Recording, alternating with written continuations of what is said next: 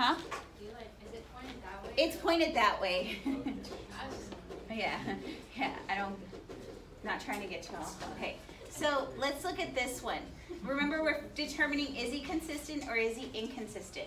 So the national government kept paying off state debts. Except for excising the excise tax, Jefferson left the Hamiltonian framework essentially intact. They did not tamper with Federalist programs of the national debt or Revolutionary War debts of the states. Consistent or inconsistent? Inconsistent. Inconsistent. Why? Because what does he believe in? No. He believes in no debt, and also, who does he believe should have power? Should the federal government be taking on this debt? No. Who should be assuming this debt? State. The states. So this is very inconsistent.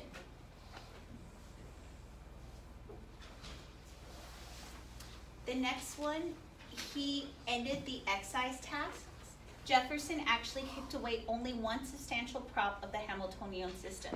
He hated the excise tax, which bred bureaucrats and bore heavily on his farmer following, and he persuaded Congress to repeal it.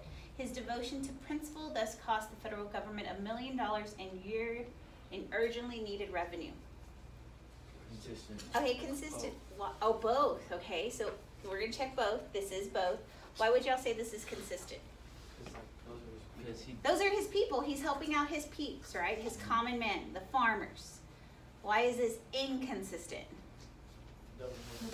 It doesn't help pay off the debt. Exactly.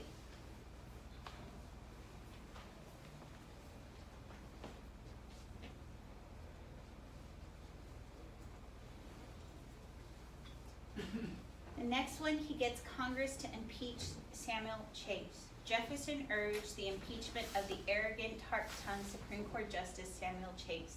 Early in 1804, the impeachment charges against Chase were voted by the House of Representatives, which then passed by the House, which then was passed the question of guilt, not quilt, or innocence on the Senate. The indictment by the House was based on high crimes and misdemeanors. Yet evidence was plain that the intemperate judge had not been guilty any of high crimes, only of an unrestrained big mouth. So what's happening is this guy is criticizing Jefferson. And so Jefferson's getting really upset, and what does Jefferson force Congress to do? Impeach him. So the Senate did not get enough votes to impeach him. This was a reassuring victory for the independence of the judiciary and for separation of powers. Consistent or inconsistent? Inconsistent. With what belief? The Freedom of speech, correct.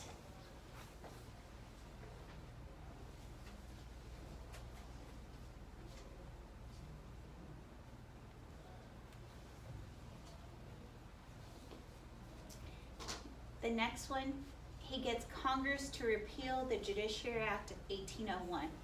The Federalist-sponsored Judiciary Act as a way to pack the courts with anti-Jefferson judges. In Jefferson's eyes, this was a brazen attempt by the ousted party to entrench itself in the one of the three powerful branches of the government. Jefferson got newly elected Republican Congress to repeal the Judiciary Act of 1801. Jefferson thus swept 16 benches from the Federalist judges. Why do you say inconsistent? He wanted to be partisan. Is he being partisan? No. No? Okay. The other thing here, did he really believe that he should have so much power? No. No. Is he acting like a king? Yes. He's overextending his power, right? So that's the other thing. So he's being both here.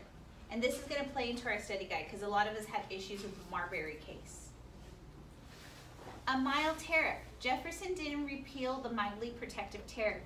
In the later year, Democratic Republicans would boost the protective tariff to higher levels. So tariff, who's it going to protect? Farmers or the merchants? Merchants, and it's going to do what with price? Boost it up. So but why do we need a tariff? What is the tariff going to pay off? Debt. So is he being consistent or inconsistent? Both. Inconsistent because who does this hurt? Farmers, and it protects who? The merchants, but then consistent because it pays off what? Debt. So do y'all get this whole thing? you could quote one Jefferson to refute the other, just like we see with Trump today. He does one thing and we look back, oh, he said this earlier. The Louisiana Purchase. When Spain ceded the western Mississippi to France, problems arose from the western farmers. Western farmers lost the right to use the port of New Orleans. Many farmers wanted to descend in New Orleans and fight. Thomas Jefferson, both a pacifist and an anti-entanglement, was on the griddle. Louisiana is in the hands of Napoleon, the military genius of his time. It foreshadowed war. Hoping to quiet the clamor in the West, Jefferson sent an envoy to France where they were instructed to buy New Orleans and as much land for the max of 10 million. Napoleon decided to sell all of Louisiana because he had abandoned his New World Empire because of the Haitian Revolution. Remember y'all talked about that last year with Toussaint Louverture? And made Louisiana worthless. He wanted Louisiana to serve as a food supply area for his sugar islands. The U.S. will pay $15 million. Once again, the two Jeffersons wrestled with each other. The theorist and the former strict constructionist versus the democratic visionary. Where in his beloved Constitution was the president authorized to negotiate treaties incorporating a huge new expanse into the Union? Yet the domain would expand the empire for democracy and farmland. Consistent or inconsistent? Both. Okay, both. Why are we saying consistent? Because he was being democratic here and trying to reason with. He's trying to reason, but who would this bring? Staying out of war. He's trying to stay out of war, yes. Who would this land be for? The farmers. So that's consistent, staying out of war, farmers, helping them. Why is this inconsistent? He believed in the strict interpretation of the Constitution. Could he do this? How is he interpreting the Constitution now? Loosely. Okay, so I'm gonna pause it here.